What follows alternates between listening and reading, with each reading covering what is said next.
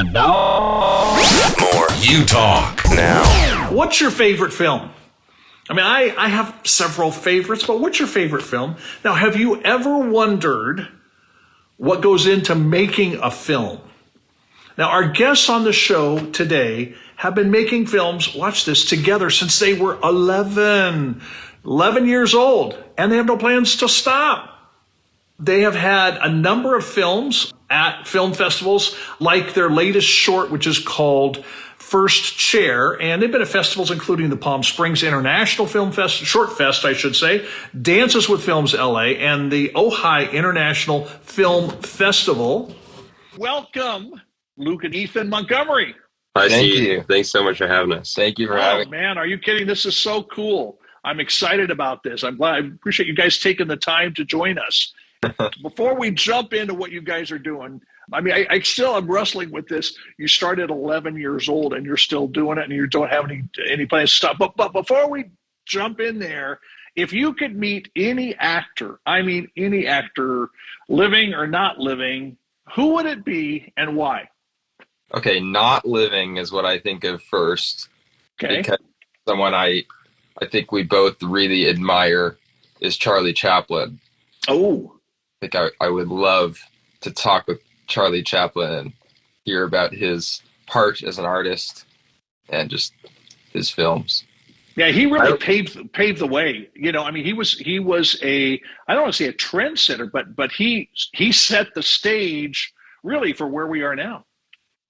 Well, I think what we love about his films is they're so funny, and I think a lot of people our age especially don't realize that. I mean, we used to think, oh, Charlie Chaplin made those old movies that used to be funny, and then we finally watched them, and they're so hilarious, and they have such a strong heart to them, and he's really an artist who cared and used comedy to speak about issues he cared about and people that he cared about. So we admire I like what you just said, because he addressed issues, but in a different way. Mm-hmm. Yeah, no, very cool. I'd also love to meet Ethan Hawke. I think he's a great guy. I love everything he says. Every word that comes out of his mouth about art or music or film is like just gold, and I'd love to have a conversation with him someday. Interesting. Now I hope you can. You know, he would be an interesting one as well.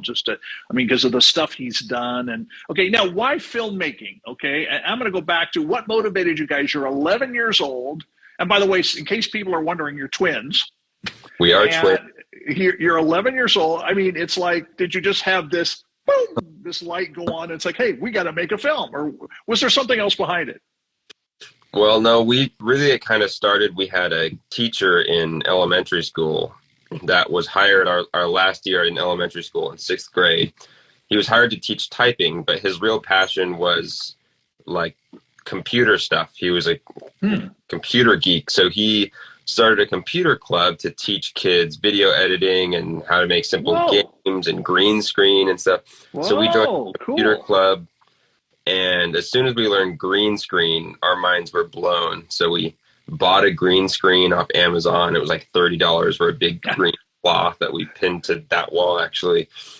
And just started messing around and making videos with green screens and Nerf guns and adding muzzle flashes to Nerf guns. And that was, if you can call that filmmaking, that was how we started. And that was until about high school, when we really started to fall in love with stories and the idea of this magic video making thing to actually make stories and tell stories. And you know, that's really that's so critical, and people love stories. You know, I as a communicator that's, you know, does this kind of thing, and I speak at schools and events and things like that, you can always tell when people kind of lean in when you start telling this story and you engage them with it. And filmmaking is so powerful with that. Now, what cameras? I got to go back to you got the green screen, you got your Nerf guns. What are you using as cameras? Our family had recently gone on a trip to India, which is kind of a whole other story. We're half Indian, and we've gone to India 4 times now. And that was probably our second trip to India. And our dad, when we went on that trip, had bought a camcorder, I don't know, it was really low quality, but just to document our trip. And so we had that, and I don't think we asked permission. I think we just took it and started using it. Decided you could ask for forgiveness rather than permission. Isn't that what it's saying? Right, okay. right. It's always easier to do that. I'm going to digress for a second. Where in India have you been? I've been there, so I'm kind of curious. Our family's from Kerala, the south tip of India. Okay. But we've also been to Mumbai and New Delhi and Agra, where the Taj Mahal is. And, oh, yes. yeah. Fascinating place. Absolutely fascinating place. I've only been once. I had such a great time. I've had other invitations to go back, and I love the food. Besides the people are wonderful. Although I did make the mistake of, we had a driver taking us someplace, and we were staying at an American hotel. But every time you go by the hotel, you'd see this big banner kind of board thing, what looked like small chickens that had been cooked, like a whole chicken. And I'm thinking, okay, that looks kind of like it could be the same, like wings, like hot wings, that kind of a thing, So we went in and made the mistake of ordering, and I thought I was going to burn my liver. It was so hot. It was beyond spicy, and this hotel we were staying at, it was I think while we were there was an election time, and there was this poster that we saw every place of this one particular guy. And I looked at one of the team members and I said, who does that remind you of? And he goes, Jesse Jackson. I said, yeah, he does, So we get back to the hotel one night after we were doing big events in different places. And here's all these guys in fancy clothes and everything else. And I said, look, it's him. And all of a sudden these four guys come up with AK-47s, and they said, why are you pointing? And well, do you want to meet Muka Stalin? And we're going, sure, why not? So they usher us into this room. They've got guards around us. Muka Stalin comes in, snap, takes these pictures and stuff. So we don't know if we ended up in some newspaper or some, Americans endorsed Muka Stalin. But it was, anyway, oh my goodness. It's a fascinating place. We got to go to Gandhi's house and see his book collection. And they said that the loincloth that they had in this one case was what he died in. But it was, again, fascinating time. That's interesting. You've been there 4 times, you said? Yeah. Going again soon. Oh, awesome. It's just such a fascinating place. All right. Now, do you guys have a film genre that you really like to work within? Or is it you just kind of find that story? I mean, if you do have that favorite genre, what is it? We've found that we don't really think about genre. Okay. At least until after we've sort of made the film, and then sometimes we'll look back and go, oh yeah, it's kind of a comedy drama something. But we're and I think if you look at our films, lots of people have kind of said, oh, you kind of make this type of thing. And I guess so. But we always just start with what do we care about and what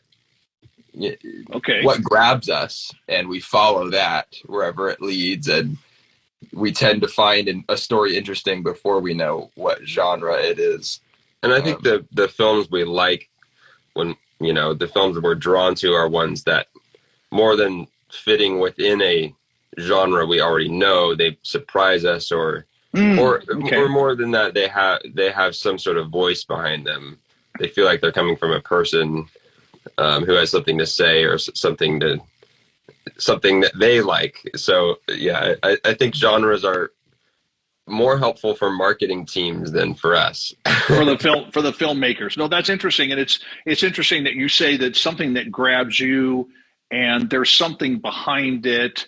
I mean, I like lots of different films, but I like those two that have that message behind it, and that surprises you. Like you said, there's times when you don't expect, you get into it, at least for me, and I start watching this, and then it kind of makes this turn, and I was not expecting that. I wasn't, and it's good. It's all good, but it's just something that you don't. So that's interesting that you're not locking yourself into that genre, and that whole thing of marketing, I think that's where the genre comes in more than anything. Although I guess certain people, certain actors and directors are known for a certain kind of film, which isn't bad because, again, it comes back to marketing. And when you go to see that person or you see a film that has been directed by somebody like that, you kind of know what to expect. But I like that surprise. Now, making a film it's the ability to create, I think I'm getting this right, so correct me here. It's the ability to create something that resonates with an audience. And you kind of alluded to that in just a moment ago. So how do you determine what's going to connect? I mean, there's a lot of stories out there, but is there any kind of maybe not a criteria, but anything that kind of you guys go through maybe emotionally or intellectually and say, yeah, okay, this story would connect with an audience? Well, what we've learned is that the emotional journey that we go on every time we make a film is we tend to have a lot of, I think any artist or filmmaker, storyteller can relate with, you have so much anxiety about, are people going to like this? Is this going to resonate? Yeah. And it's happened time and again that the work that we've done that has most resonated is the work where we just trusted what we cared about and didn't think so much about, is this going to resonate? And didn't change our story according to some idea of what our audience wanted, but trusted that thing that made us want to make this film, that there's truth in it. And I think that's been maybe the biggest thing that we've learned in our filmmaking journey is, people talk so much about marketing yourself, about finding your niche, finding your voice. And we really feel like, no, if you want to make stories that really mean anything, you have to trust yourself and you have to be willing to fall on your face, tell a story that you think no one's going to like, because if you care about it, probably someone else does. I resonate with what you're saying in the sense of, because being an author, I've had, in fact, I had an agent, a literary agent approach me one time and he said, I really think you need to write this book. I'm going, no bueno. I'm not interested in that. I would be doing it almost like a mercenary in a sense of, well, I can make some bucks doing this, but it's not in my heart. It's not, and when you can do something from your heart, when you can say, I really care about this, and I believe somebody else out there cares about this. I think it's way more powerful. That's an interesting perspective. It's really about that heartfelt passion, isn't it? When you want to tell that story. Yeah, I think it's all about trusting that thing that you care about. And we found, I always, tell people whenever I get the chance to try to give advice or anything, I often say, this is a question we ask ourselves all the time is, am I doing this because I think I should or because I want to and care about it? And we've learned so many times, like we had a phase of making music videos and only to realize like, wait a minute, we've never been into music videos. We don't like doing this. Why are we doing this? And the answer was we believed that it was a way to accelerate our journey to the film industry. Okay. And I think at the end of the day, it actually worked in the opposite way because I think we were doing it purely out of kind of our selfish ambition instead of because we wanted to make music videos or thought that we had something to offer in that area or anything like that. No, that's a good word because, and I think the same thing applies. You mentioned a music video to music that people record. It's like you can almost tell, because I've had the opportunity to do studio work as a drummer and a hand percussionist and stuff, and it's a little bit different if you're being brought in. It's not your song. Okay, come in, and you try to engage in it and try to make it happen and feel good. But it's like, okay, is this a robotic person up here singing? Okay, they're singing, and they got a good voice, but it's not, their heart isn't there. And when there's a passion to it, it grabs you. There's no question. It pulls you in, and I think there's actors that, without going into names, because that's a whole nother discussion, but there's people that I admire tremendously because they're not playing a part. They become that person. Mm-hmm. You know, they're so believable. You watch them and you go, they are this character. They aren't playing that character. So I think there's a lot more involved in filmmaking than, we often realize. Now, do you guys, when you're working on something, is it a back and forth? Is it one comes up with an idea, then the other one jumps in, or is it both and everything? I think it's always somehow both. Okay. It normally happens where, I don't know, one of us will have an idea, but as soon as we share that idea, it's ours. And I don't know why it works that way. Maybe it's just because we have the same DNA. Yeah. But we always, on all of our projects, we very much felt like we have equal ownership of the idea. And we're both sort of feeding off the same inspiration. We always bounce off each other. I mean, I always tell people, I don't know how I would do it alone. People say like, wow, it's so amazing how you two can work together so well. Yeah. Like, how do you do it alone? Because to us, it's totally essential to the process that I say a bad idea and Ethan goes, no, that's a bad idea. And we're fine from there. And I feel like, we've learned to kind of lean on each other as each other's harshest critic, and that's what helps us. So. No, I think that's very cool that you can both do that. And I know I like to get in. I'm a very creative person, but I like the energy to the synergy of working with somebody else and expanding and letting it grow. And, because it's sometimes, and I'm sure you guys have this at times too. I mean, obviously it is, a writer's block or a singer's block or a lyricist, you kind of get to that point and it's like, I can't seem to push forward, and it helps to have that other voice. That's very cool. Are there times as brothers where there's a typical brother tension, or have you gone, really? No, I'm kidding. Okay, Ethan, do you want to speak up now? No. We argue just about every time that we sit down to write or do anything creative, but not in any sort. It's a good argument, like I talked about. It's like we embrace it, we both enjoy it, and it's not heated. But every now and then, I'm someone who I very much avoid conflict, and it's probably one of my greatest weaknesses. Maybe it's a strength too, but I do not. I just don't want to argue ever. But sometimes in the creative, if we're writing, we need to argue. So sometimes I'll kind of shut down and just go like, whatever. And then Luke will go, no, keep arguing. It's like, oh yeah, this is the good kind of argument, the one you want to keep. That's cool. That's very cool. Now, do you guys watch a lot of films? Oh boy, I wish we did. We find ourselves pretty darn busy these days. But we love films, and we love any chance we get to watch a film.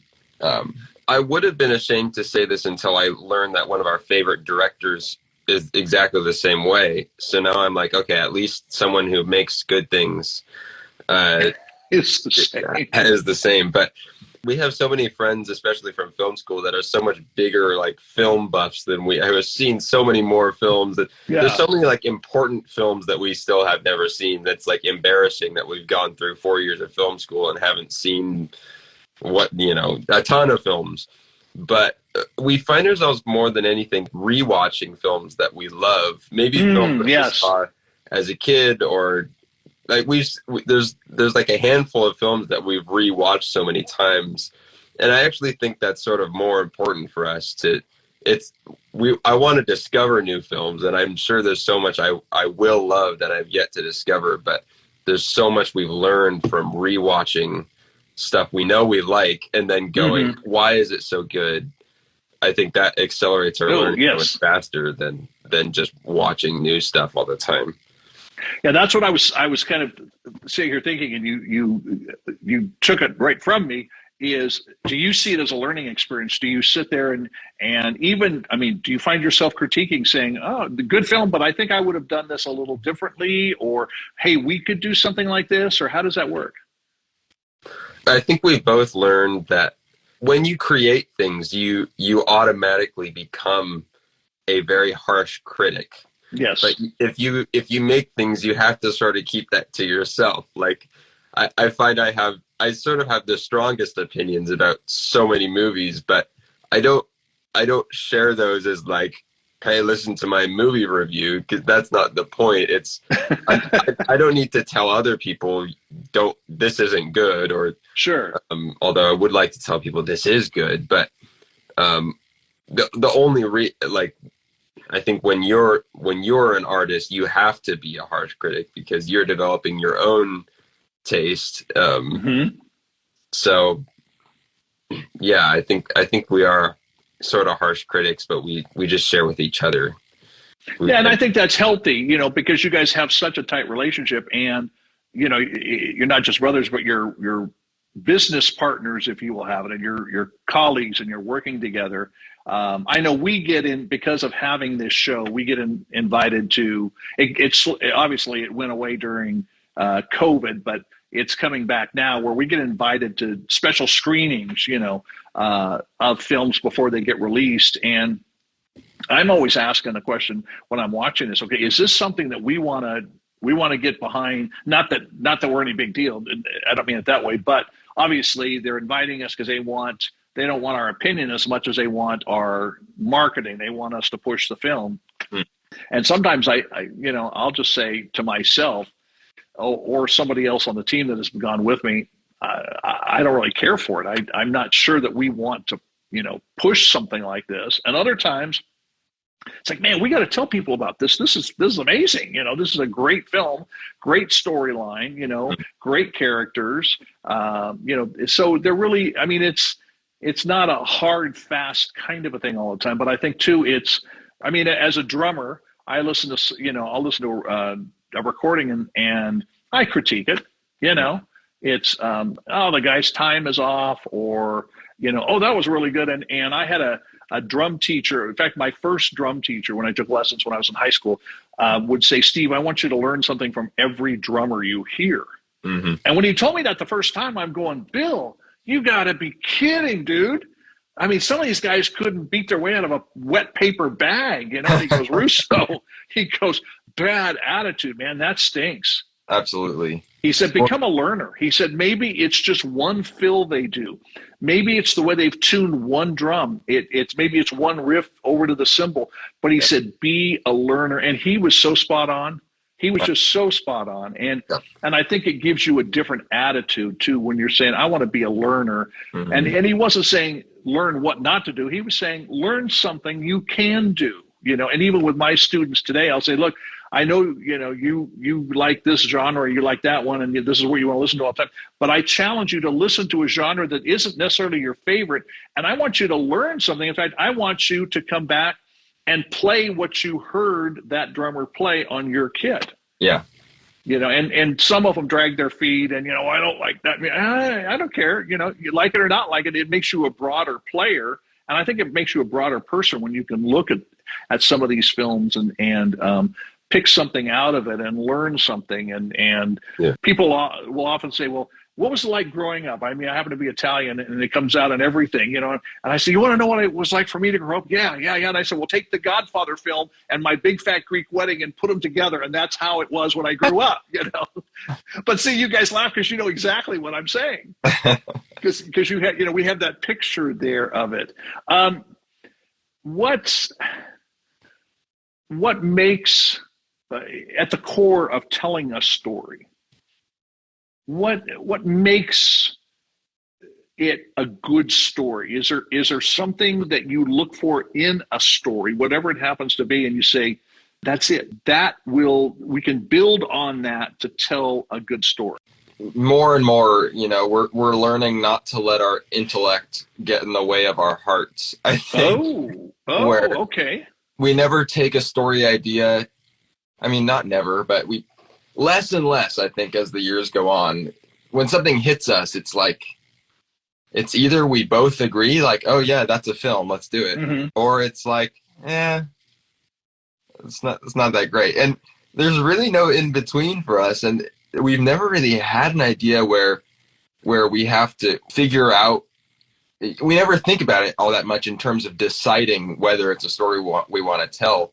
Normally, it's an image that hits us or a certain idea that hits us, and we both just go, oh, that resonates.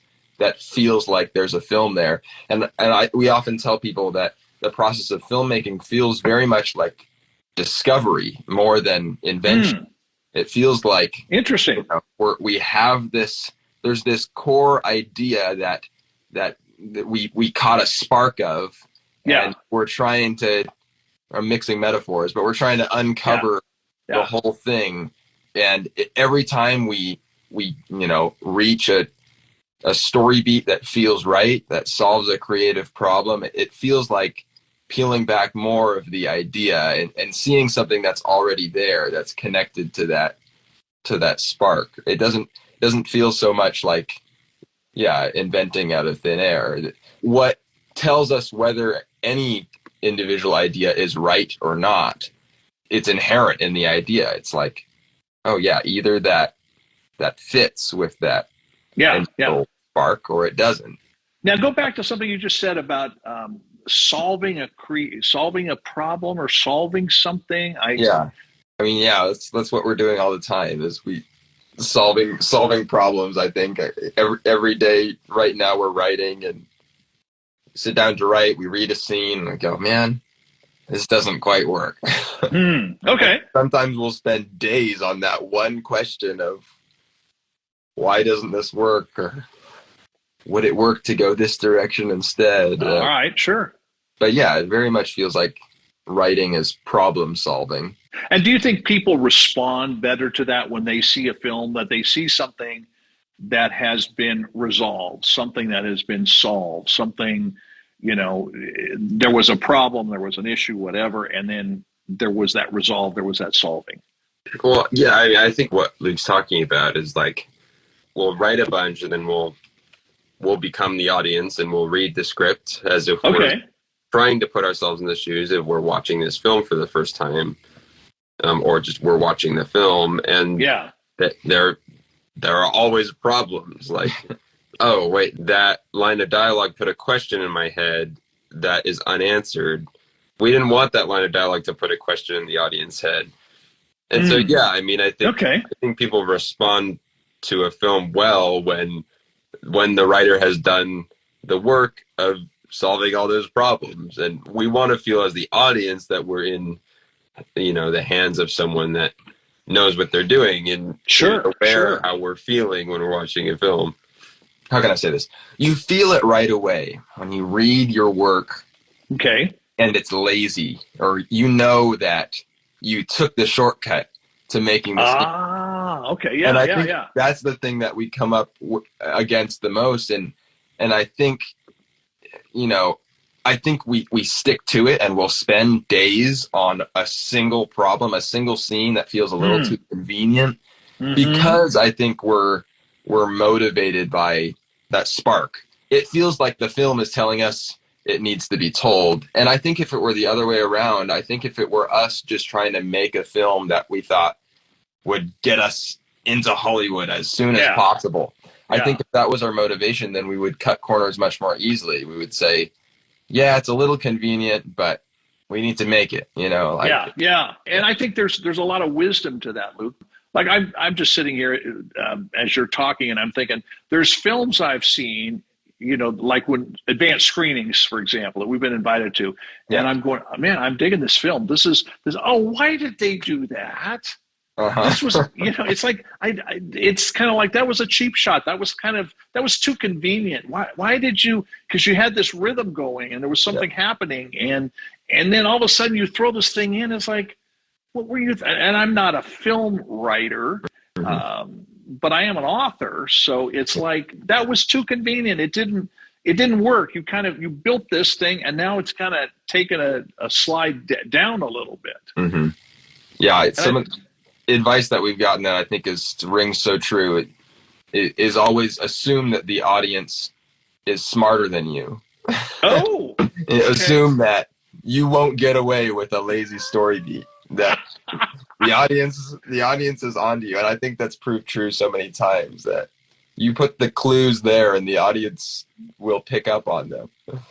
But. You know, that's good advice. I mean, I'm just sitting here thinking about the different things I do, and I'm gonna steal that from you guys. So no, seriously, because it's like that's a great assumption to have.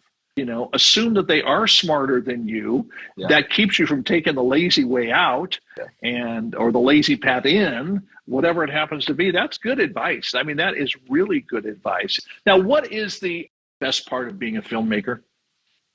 Are there maybe more than just one?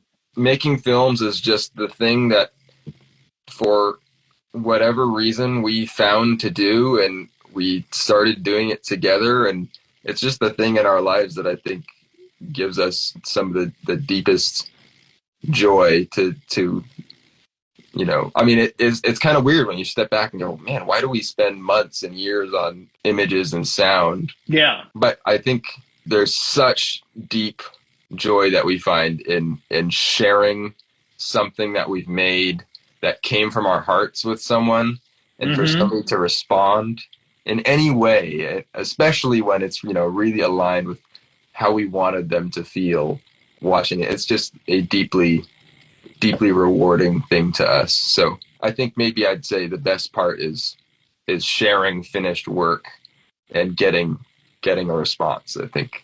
Ethan, would you say that, let me jump on what Lucas just said, would you concur then that you can change, or I'll use the word transform, somebody's life by them watching a project that you guys have put together? I think most people that have seen our films have been changed. Okay. I'm kidding. But yeah, whenever, no, I certainly don't think that everybody who sees our films changes as a person as a result. But that's not the point. Yeah. But whenever, you know, someone resonates with our film on any level, whether it's like we just made a film about a clarinet player, and for us, it really comes from a place that doesn't have anything to do with music. Sort of on a deeper level, it came from a lot of things. But, you know, when people respond and just say, man, it made me think of high school when I played clarinet, that's so cool that we made something that someone at least just responded to, or brought back a memory or a story that they told us. You know, that all the way to your film moved me, or your film made me think about this. Sure. But yeah, I mean, I think we always love sharing our films with people. We tend to show up to even the little festivals, and even when there's just a handful of people in the room. To us, that's what it's all about, is sharing our films with people. And I think I'd add to that, you know, I think for us, if it were just about making an impact or changing people, then I think we'd be making documentaries, or, you know, some political films or something. But sure. But I think for us, it's a lot more about connection. It's a lot more about, you know, making something that people feel. That it is less about, you know, calling people to action, and more about connecting with others, and maybe reminding people that of our shared humanity. Or yeah. Well, you said something earlier, and I'm not sure I'm going to quote you exactly correct here, but the idea that it's more about feelings than it is about intellect. Yeah, I mean, I think that's something that has grown more true. Right now, I just took a job teaching a high school film course, and that's something that I'm coming up against. You know, teaching these kids storytelling. I think kind of the textbook way to teach film is you teach things like the 3-act structure. Okay. You teach kids all the rules of storytelling, the do's and don'ts of writing. But I've found myself, from my own experience making films, going like, man, I don't want these kids to be making films from their heads.